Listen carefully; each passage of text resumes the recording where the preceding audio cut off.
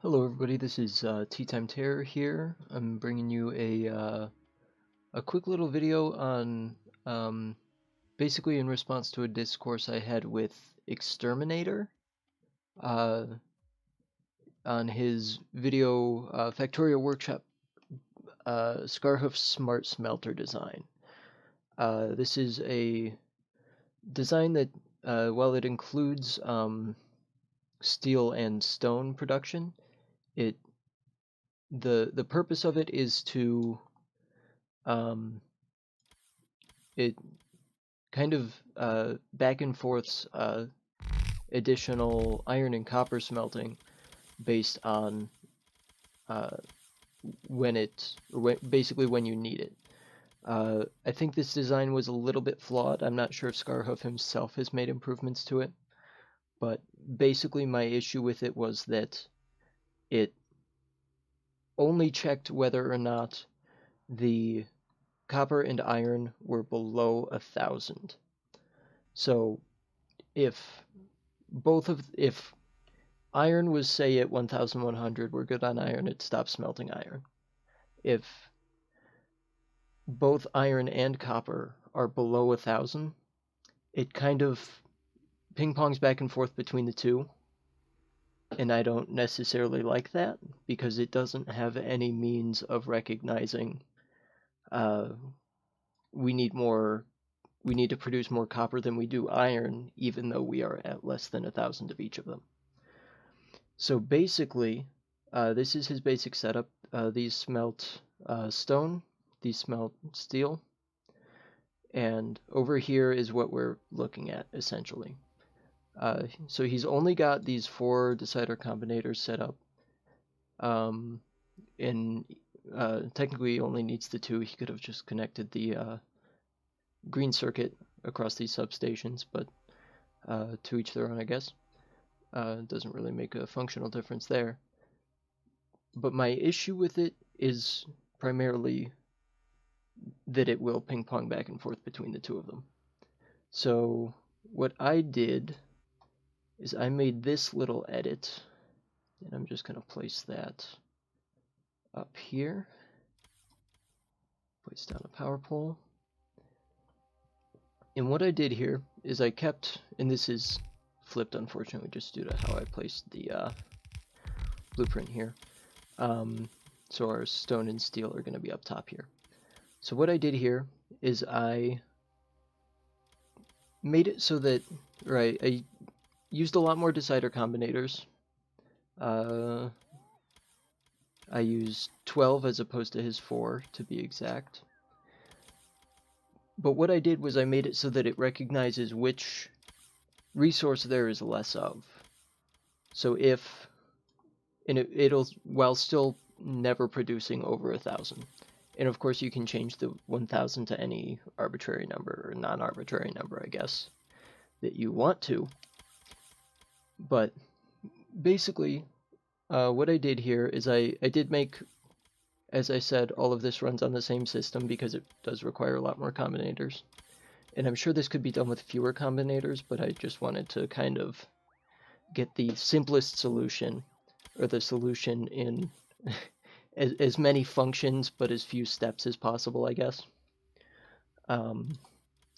So this basically, these side pieces here are basically a fallback for if they happen to be exactly equal, because without that fallback it will just stop producing.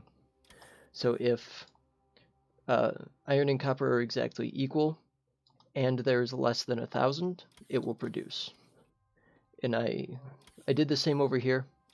The less than 1,000 part isn't really necessary, I guess, because if they're equal and they're above 1,000, it shouldn't produce anyway.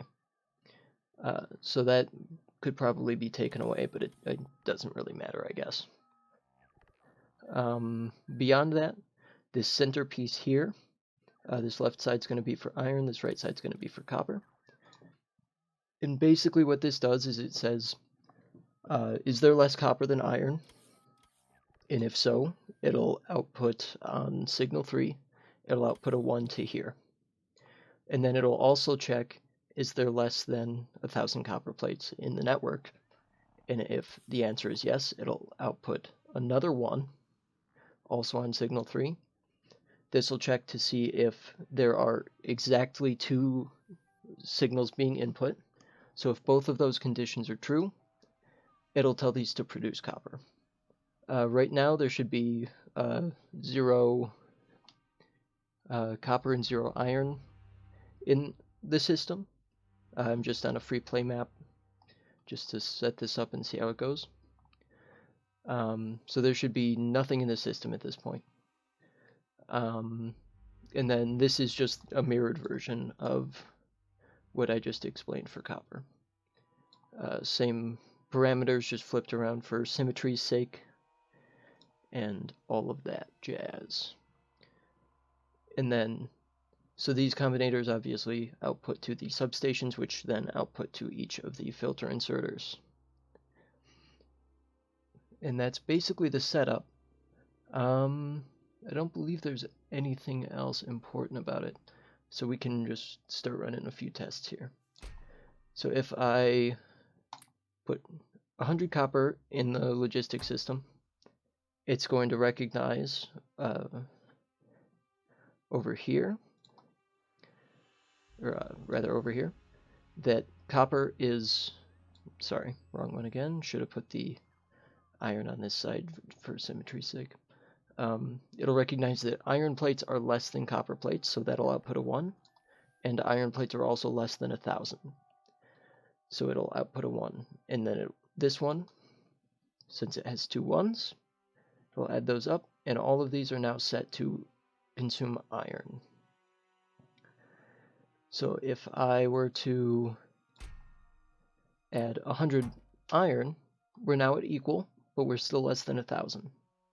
So both of these are going to consume either resource until it's out of equilibrium. So as soon as something takes, say, 50 iron, they're going to produce iron again.